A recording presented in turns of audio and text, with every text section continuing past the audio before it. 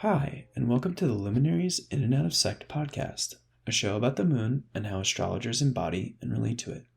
My name is S.B. Hall, and I'm your host. Today, I have a special episode for you about the Secondary Progressed Lunation Cycle. I spoke with the wonderful Catherine Urban. We cover the basics of this technique in this episode, but it's really meant as a short, digestible introduction to the topic. If you're interested in learning more about this topic, please see the links in the show notes to find more information on Catherine's comprehensive self-guided course on secondary progressions, as well as other more comprehensive treatments of the matter. A few of my favorite parts of this conversation were our discussion of how many timing techniques in astrology fundamentally all follow the same logic. In addition, I really enjoyed the part of our conversation where we discussed the overlap between secondary progressions, annual Profections, and Planetary Returns. So I really hope that you enjoyed this conversation. If you do, please share this episode on social media with maybe a quote of your favorite part. It's really helpful in supporting the podcast. And in addition, as always, if you enjoy the work that I'm doing on the podcast, I would appreciate it if you could please contribute to its sustainability by becoming a supporting member or offering a one-time donation on my website. There you can also find information on my services. I'm currently offering natal and timing consultations in addition to answering query questions. I also offer transcription, captioning, and audio and video editing. Thank you again to all those that have offered their generous support so far. I really appreciate you. Now for my conversation with Catherine.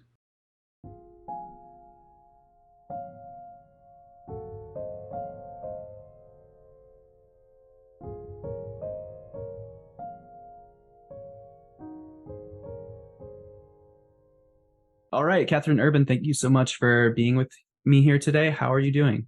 I'm doing well. Thanks so much for having me, SP. Absolutely.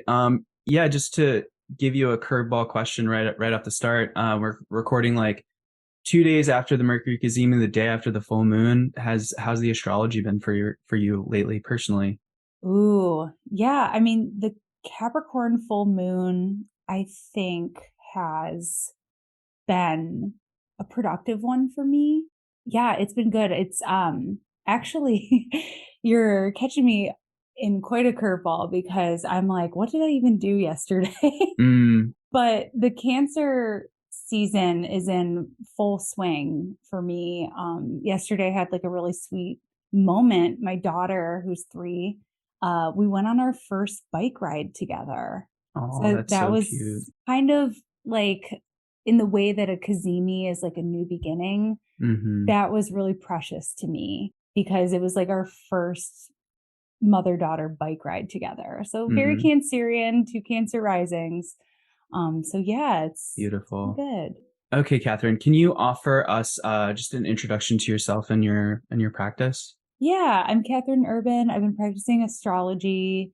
I've been dabbling in astrology pretty much since I was like a preteen, but I began to deepen my practice around 2009. So it's been about 14 years now, and the obsession has not ceased.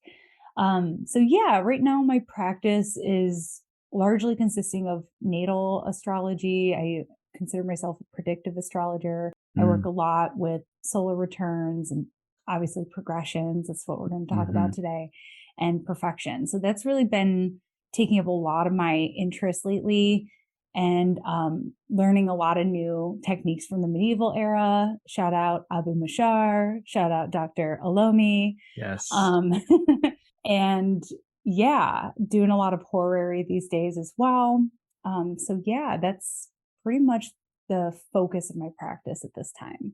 Yeah, very cool. Yeah, we bonded a little bit over our love of the techniques that Ali Alomi is like putting out on his Patreon, and that definitely figures really heavily into my practice as well. So yeah, I love that. Yeah, and so today you spoke about progressions, and so we're gonna be talking about the progressed lunar cycle today. And so just to start off briefly, what are secondary progressions? So secondary progressions are a form of it. Well, first it's a predictive technique, but it's a form of progressing the horoscope, basically.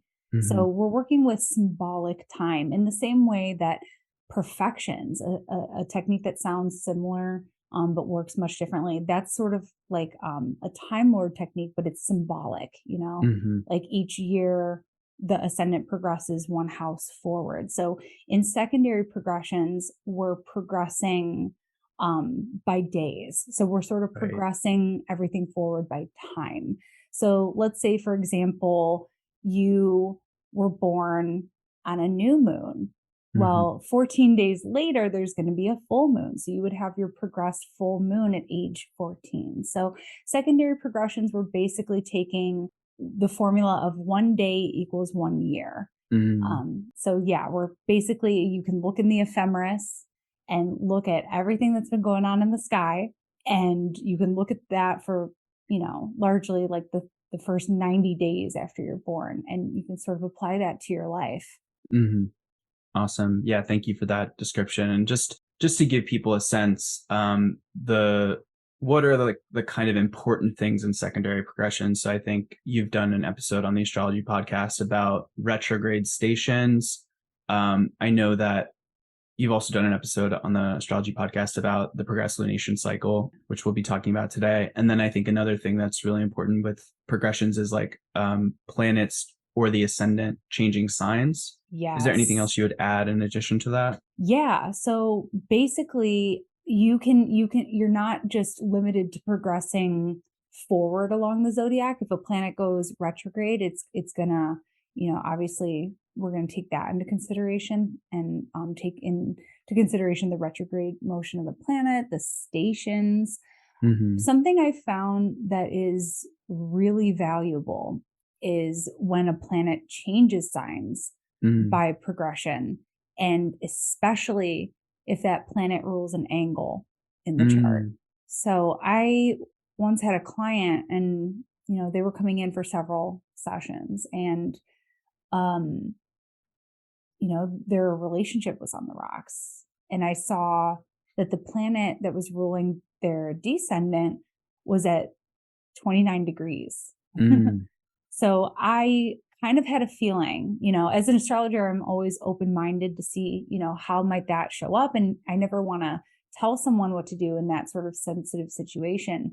But I, was a lot of my language was crafted around, well, what if it did, what if it did come to an end? And yeah, and it did. The relationship did Mm-hmm. come to an end. So a lot of times when you see a planet at that 29 degrees and it rules an angle, you know that there's going to be a very big shift taking place relative to that area of life. That's super, super interesting. Yeah, and it could be like an ending. It could also just be like a vibe shift with the change of the sign from one sign to another. Yeah, I mean, depending on what's going on, right? Like if there's nothing, if there's no stress in that area of life, it can totally be a vibe shift in a Mm-hmm. distinctive way, because planets don't change signs very often by progression. Like, for Mm-hmm. example, the average person will experience Mars, and in this case, it was Mars, Mm-hmm. um, change signs one time in your Right. life. Sometimes two, but usually just one. Mm-hmm. Yeah, I'm about to have that in the next like year or two. I'm excited for that. Oh, yeah. Yeah, I think it'll be interesting.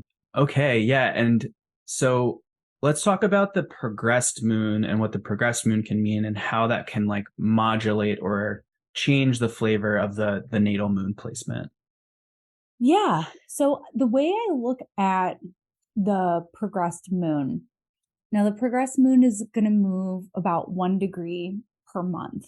Mm-hmm. So yeah, it's going to stay in any given zodiac sign for about 2.5 years. And so in secondary progressions, we're also taking into consideration how fast the planet, or in this case, the moon, is moving. So sometimes it'll be a little faster. Sometimes it'll stay in there for a little bit longer. But on average, the progressed moon is going to hang out in the same sign. And I'm a whole sign user, so in the Mm-hmm. same house as well, for about 2.5 years. So that Mm-hmm. moon, we can think about that in a similar way that we think about the transiting moon, in that it's shining light on a certain area of Mm-hmm. our life. It's shining a light on a certain area of ourselves. And progressions tend to be a very personal way of understanding some of the changes that are going on. A lot of the shifts that are happening by progression can be measured outwardly. There Mm-hmm. can be events associated, but when thinking about the progressed moon, I find that it's very much an internal experience. Mm. And so that moon, as it makes its way around the birth chart, it's going to be kind of guiding us to contemplate and on like a more in your face kind of like intimate way of what does this area of life signify for me? What's my relationship to this area of life? Sometimes there's a gravitational pull to kind of focus on that. Sometimes people also think about, the sign that the progressed moon is in, kind of similar to how you would think about a perfection year. So for example, if your progressed moon is moving through the sign of Cancer, you may feel a little bit more sensitive. You may feel like the waters are flowing a little bit more. You're a little bit more expressive. You're also maybe a little protective, the sign of Cancer. So yeah, it can kind of function similarly in that way where if you're in like an Aries ruled year, you're going to feel that fire. So that Mm. progressed moon can sometimes influence, some of the experiences that we're focused on, some of the energies that we're kind of gravitating toward. But I find that the house placement is really key. Mm. And wherever that progressed moon is moving by house, I mean, it's personal, right? So, like, if it's moving through your ninth house and you have Capricorn there, it's going to be sort of calibrating you toward, well, maybe I'm, want to sound like I know what I'm talking about. Mm. So, that Capricorn on the ninth house, like, I want to sound confident when I talk about the world or my Mm-hmm. beliefs. So there's kind of an emphasis there of let me sort of cultivate and enrich this area of my life. Mm. And so with houses, are we looking at the moon's house placement in relation to the natal chart or the progress chart? So usually, so yeah, there's two ways of looking at progressions and working with them. So you can look at the influence of the progress chart on the natal chart. Mm. And you can also look at aspects that are happening in the progress chart, but everything relates back to the natal chart. Mm-hmm. So when I say it's moving through the ninth house, that's in reference to your natal ninth house. Okay. I don't Yeah. look at progressed houses. Okay. That's great to know. Cool. Thank you for that. Yeah. And yeah, you touched on the impact that the progressed moon sign can have.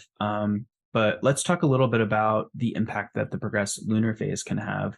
So yeah, like what kind of model of lunar phases do you use? Do you use 4? Do you use 8? And how does that kind of show up for a person? Yeah. So this is one of the very first things that I look at when I'm looking at someone's chart and I'm going to connect with a Same. client. Yeah, because Yeah. it's simple. Yeah. It's very on point too. So yeah, I use this to inform me, what time is it in this person's life? I often think about the progressed lunation cycle to describe what season of life a person is in. Mm. Are we have we just cleared a blank slate and we're kind of starting from scratch, but we're feeling excited about it, like a new Hmm. moon phase? Or are we at that full moon phase where so much is happening and we're able to sort of find appreciation for what we've cultivated, but maybe we're also feeling some type of way about where we didn't arrive at our destination? Sometimes that can happen at the full moon, or are Hmm. things kind of winding down a little bit in that waning moon cycle and we're starting to lose interest in some of the things that we've been plugged into and passionate about for the last 20 years. That can Hmm. be very much the experience of that last quarter. So yeah, I do look at it in like an eightfold way, but as you know, like the moon is so subjective. It's so visual. So I tend to look at, that balsamic moon and the new moon all the way to that crescent. That's a dark moon phase for me. Mm-hmm. Um, and so that's going to tell me something about that phase of life as well. I don't tend to be super measured with Mm-hmm. calculating the phases. Yeah, absolutely. I just had a kind of like a big brain moment of thinking about how we use like and throughout human history, we've used the moon as a timekeeper because we can see its changes. And it's just interesting. This kind of we think about seasonality as in relation to the sun. And of course, the moon phases are the moon's relationship to the sun. But it's really interesting to think about the progressed lunar phases as kind of a seasonal element, because I do see that play out as well in client sessions, where it's like the first thing I look at more or less is like, where is this person at? Are they in a progressed new moon? Are they moving to a progressed full moon? Okay, this is telling me a lot of information about kind of what's going on in this person's life on like a kind of big picture scale. For sure. Yeah, Yeah. it's super helpful. Yeah. Wonderful. And so how can we think about aspects in the either the progressed chart to the progressed moon, or the progressed moon to the natal chart? Yeah. So, because the progressed moon is the fastest moving point by progression, that's something that you can use to kind of hone in on, things that are going to be arising for that person within like a shorter period of time. So a lot of times, us astrologers, we have techniques that tell us about. I mean, we have so many techniques, right? But Mm-hmm. there's some that kind of tell us about the year ahead in general, and then there's others that kind of help us fine tune that. And so if I get a question about a certain area of life, I'm going to see too, is that progressed moon making an aspect to the ruler of that house, or is it moving through that house? Is it aspecting anything from that house? Is it conjoining any planets in that house? And that might give me some information too, just Mm-hmm. knowing that the progressed moon moves 1 degree per month. So yeah, I have definitely used that before to help with timing. But something so interesting to think about is that your progressed moon, by the time it makes it a full circle around the chart, that's going to happen at the age of 27 and Mm-hmm. 1/3. So to be precise, it's 27 and 1/3. And by the time that happens, the progressed moon has not only moved through every house and conjoined every planet, but it has made every single aspect to every single planet. So, Mm-hmm. again, to kind of take us back to that lantern analogy, that moon is sort of acquainting itself with each area of life and each planet in the natal chart from every single perspective. And I think that kind of creates like a mandala of self understanding, because Mm. that's going to happen, like I said, at age 27.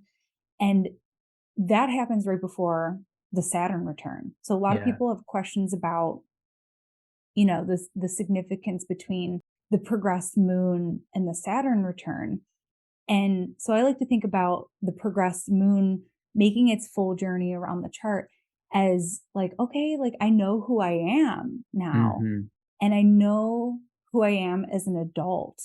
Um, like it's like just that point before you sort of crystallize yourself in that Mm. Saturn return persona. Like you've tried on all the different perspectives, you tried on a lot of different hats, and it's that progressed lunar return that sort of brings you home to yourself. So yeah, that's my favorite way to think about aspects in the progressed moon, is that Mm-hmm. it's all just about, learning who you are. Yeah. That's amazing. Yeah. And I'm like fascinated by the relationship between the moon and Saturn. With like, uh, even if we just look at any chart, Cancer, the sign of the moon is opposite Capricorn, the sign of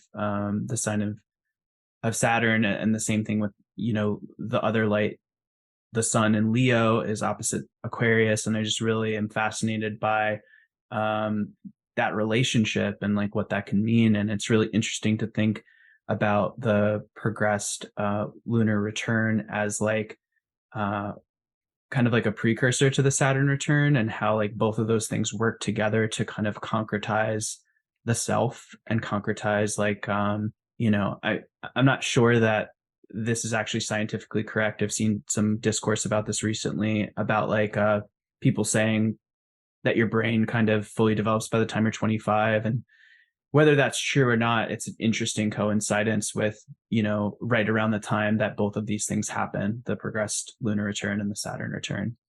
Yeah.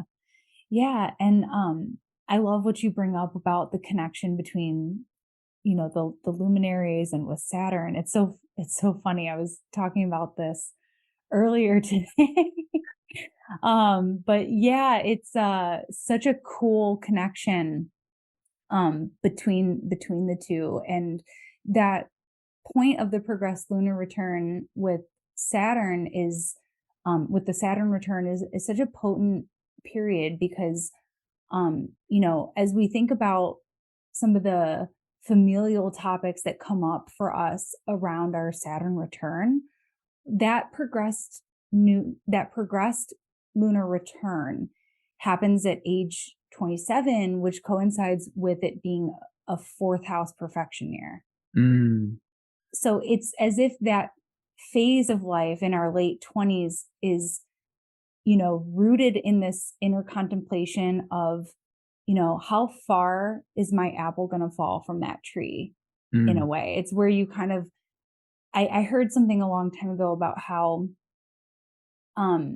once you enter your Saturn return, you are no longer as much of a pinball in the world.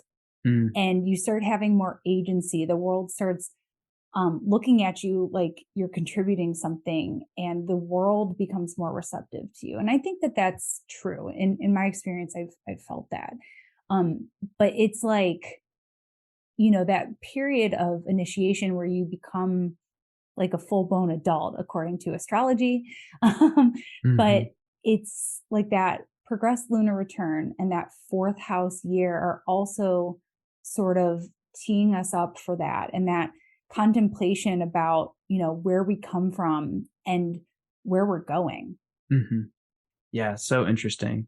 I do have one other like off script question I'd like to ask, because I'm a little just a little selfishly, because I had my progressed new moon recently within the last about a year ago, and it was also an eclipse. And so I'm interested if you have any thoughts for those of us out here who have like progressed lunations that are eclipses, like what that can kind of signify. Oh, yeah, that is such a good question. So before I answer that, SP, I want to clarify for anyone listening that there is a difference between the progressed lunar return and the progressed new moon. Right. And the progressed lunar return happens for everyone at age 27 and a third. That's going to be true for everyone. But the progressed new moon is going to happen depending on the lunar phase when you were born. And you can have more than one. They happen about every 30 years. Yeah. So you won't have your first one for a while if you're born in the new moon phase, for example. So yeah, I just want to make sure everyone understands that. So yeah, it's the progressed new moon is very personal, and it's a very important time of seed planting in a person's life. And I remember you posted about this somewhere. Yeah, I've talked about it in the intro episode of this podcast, actually. Okay. And okay, that's where I heard it. And I was like, oh, it's the podcast. Just when I heard your intro episode, I thought, oh my gosh, that SP is meant for this. It feels so aligned. Like you have such a great podcast voice. And I feel like I feel like I really notice when you put stuff out into the world, and maybe that's true for other people. And so when you said that your progressed new moon was an eclipse, I was like, oh, that's why. There's something fated about an eclipse. Mm. So that progressed new moon is probably going to have a little bit more of a jolt to it, a little bit more of a quality of the universe saying, we don't want you over there anymore. Yeah. We're gonna bring you over here, and you're gonna start doing this whole other thing. Mm. There's something that feels fated about it. There's something about like a speed where the universe sort of clears the path in a way I Mm. find with eclipses. And a great example of this is Britney Spears. She had her Mm. progressed full moon, and that's when the whole world started finding out what a conservatorship was. And Wow. yeah, and she was able to get out of it, which was really unheard of at the time. And Mm. her, whatever's going on with her aside, I mean, that was still a measurable way of thinking about how an eclipse can impact illumination. It kind of puts you on the world stage in a way. Very interesting. Yeah, thank you for what you said about me in the podcast. I really appreciate that. I do want to just clarify for people who might not know, or just kind of give an image to what you said about the progressed new moon versus the progressed lunar return. So I have a balsamic moon. So my natal moon is waning, and it's moving towards the sun, towards a new moon. It's about 30 degrees away. So, like you said, I had the natal, the progressed lunar return around 27, and yeah, around like I'm 33 now, so it was a year ago. So around 32, I had this progressed new moon. So where the moon moved from that balsamic phase to the conjunction with the sun. So just wanted to make that clear. And then also what an eclipse is for people who might not know is just a conjunction of the lunation with one of the nodes of the moon, so the south node or the north node, and like that's generally considered a pretty auspicious time by astrologers, whether it's in a natal chart or in a for the world at large. Which we can't totally really dive into what that means right now, but I just wanted to point that out as well. Totally. Yeah, that's so cool. So, did you have that experience then? Because when you go through your progressed new moon, it's always a big deal. And Mm-hmm. it feels like, it might feel like, as I said, you're kind of losing interest, or um, the energy is sort of at an all time low for certain endeavors. And so you start just kind of being guided into a new direction. But did yours have sort of like that quickness quality to Mm-hmm. it? Yeah, I think I spoke about this maybe in another episode. I kind of elaborated on this a little bit, but the year before the progressed new moon, I was in grad school for urban planning. And Aquarius is my third house. And I tend to think of urban planning as a very third house kind of thing. It's like, if the ninth house is like national laws, the third house is like, how do we organize the local environment? And urban planning feels very much like that. So I was in grad school for that. And basically to the day of the progressed new moon, I had just like a complete burnout. Like, the bottom just kind of fell out with being in grad school. And I realized that that was not what I wanted to do and that I wasn't going to continue with my studies. So I finished 1 of 2 years of this graduate program. And then a month after the progressed new moon, it was April of 22, I went to Norwalk, and Mm. the spark for astrology was really, really lit. And I think my partner over the last year has described, I don't know if obsessive is the word, but like I've really intensely kind of jumped into studying astrology. And then yeah, I launched this podcast in November, a few months after that. And so I would say that that's, yeah, very fitting of your description. Yeah, and that nodal quality of the ravenous dragon, Mm-hmm. basically, where it's like, I need to do this. So that energy sort of kicks in too around an eclipse of, especially like, when we can look at an eclipse from this way, we can kind of see that obsessive quality of, no, this is the new path. I'm going in this direction. You can't stop me.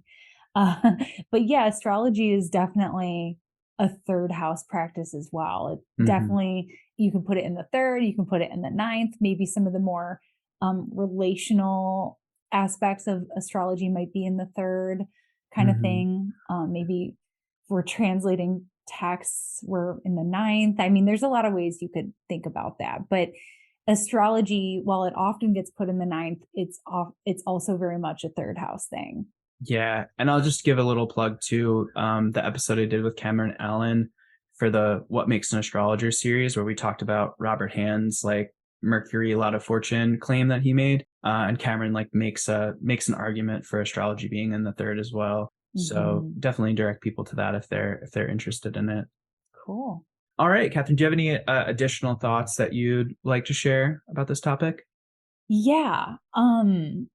Yeah, I mean, progressions are considered a more modern, I don't want to say creation, because I don't know if Mm-hmm. anyone really creates this stuff. I think, astrology is a tool we're given. Mm-hmm. But yeah, the origin of progressions, of secondary progressions, comes from the medieval era. It comes from about the 1600s. People were progressing a lot of pieces of the natal chart, as we know. There's a lot of other ways to progress it. And, it's called secondary progressions because that's referring to secondary motion.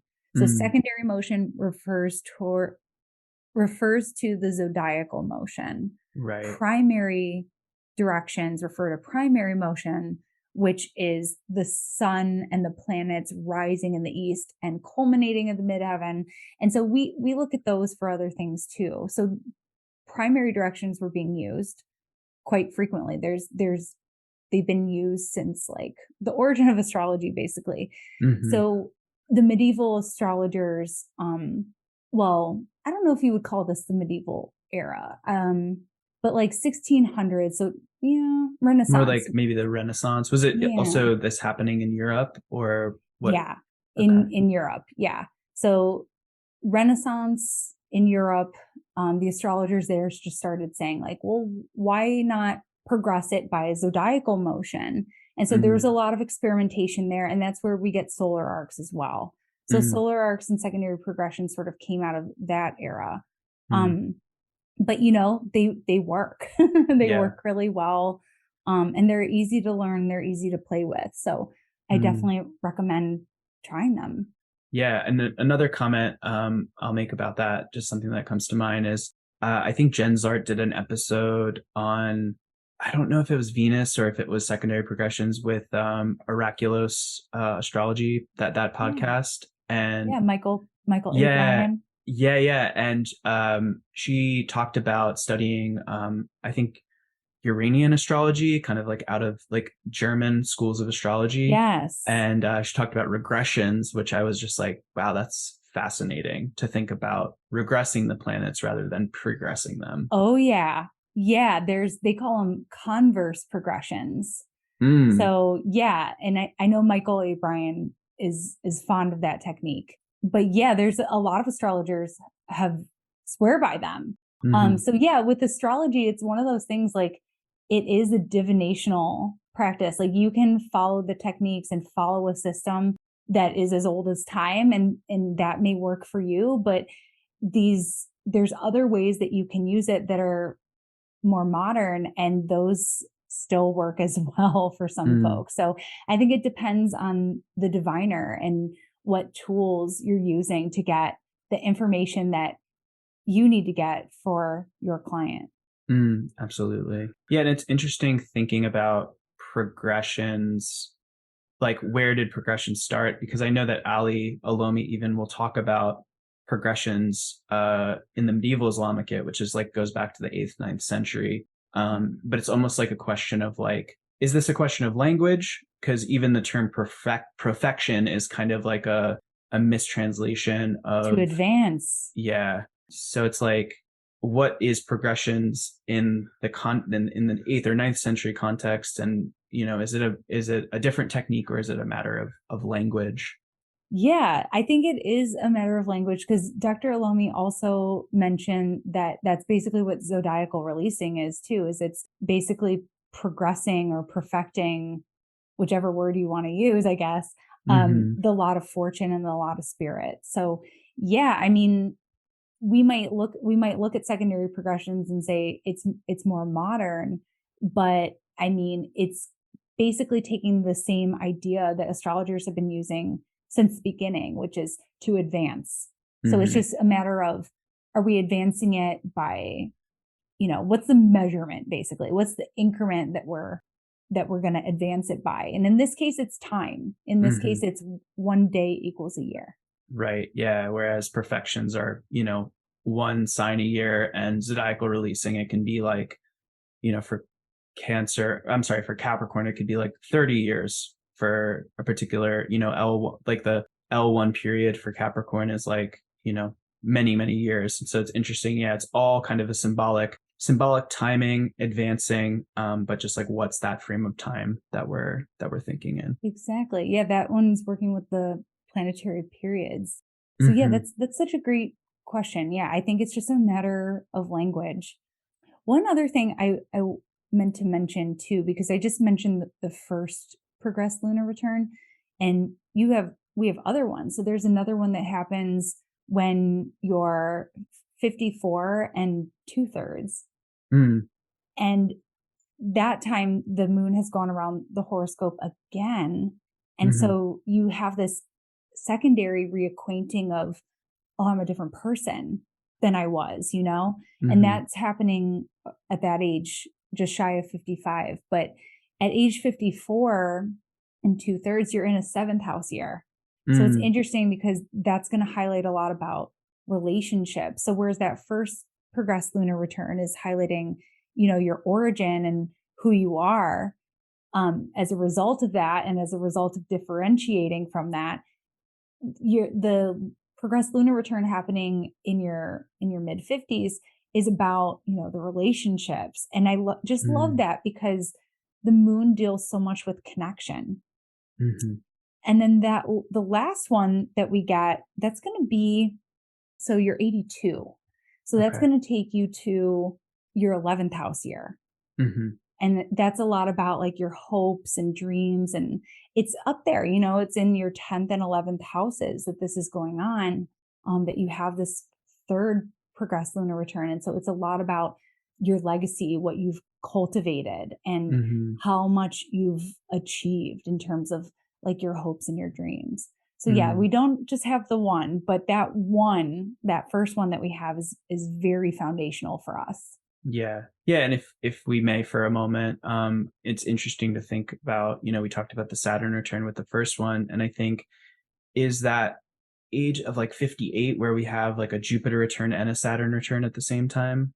Am I correct with that? So that's going to be around age 60. So it happens a little bit before that, but I'm pretty sure that around 55, there's something like a Neptune trine or something like that happening. Yeah. Interesting. And then I think this happens much earlier in the 40s, but there's like the Uranus opposition. And then I know at some time in the 80s, there's the Uranus return as well. Yeah. So it's interesting thinking about identity in Uranus, because it can often, like, the Uranus opposition is often associated with like the midlife crisis or what have you.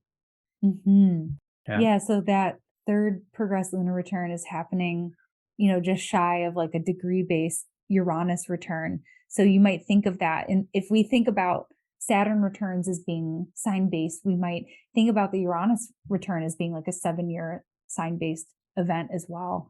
And so yeah, there's just like maybe this sense, if we're going to synthesize that 10th and 11th house emphasis with the Uranus return, there's this sense of like, I've done it all. Right. So I'm just going to be as like weird and unfiltered as I want to be. Amazing. Yeah. All right, cool. All right, Catherine, where can we find you? Is there anything you're working on that you'd like to tell us about? And then I know you've had a few other, I'm just curious if there are resources on this topic that you can suggest to others. I know that you have your own course and whatnot. So yeah, tell us about that. Yeah, absolutely. So we go into more detail about the progressed moon in my self-paced course, The Power of Progressions. You can get that on my website. Yeah, I wish there were more books to recommend on secondary progressions. I know Kelly Surtees is working on one. And cool. So I'm like eagerly awaiting her book whenever she ends up releasing that book. I'm so excited. And yeah, the podcast that you mentioned with the astrology podcast, there's two. There's the one on when a planet stations by progression, then there's the progressed moon. But yeah, ways that you can work with me or find me. I'm open for consultations. You can find it on my website, catherineurban.com. I am about to run a course that will be both live and pre-recorded, and that's going to be on transits and perfection. So that's going to start the end of September. And other than that, I've got this new series I'm kind of working on called The Family Astrologer. So kind of in step with your moon focus here. It's just like a very lunar podcast. And that's what I was saying. I was talking about the connection between the Saturn return and the moon earlier today with Isaiah Alferetz. So if you're interested, you can check that out. Awesome. Yeah, and that's on YouTube. Very cool. Yeah, I'll be sure to link all that in the show notes. Catherine, it's been a pleasure to meet you. Thanks so much for coming on and sharing your knowledge on this. I really appreciate it. Thanks so much, SP. I love what you're creating and I love the space you're holding. And thank you. I appreciate that so much. Thank you.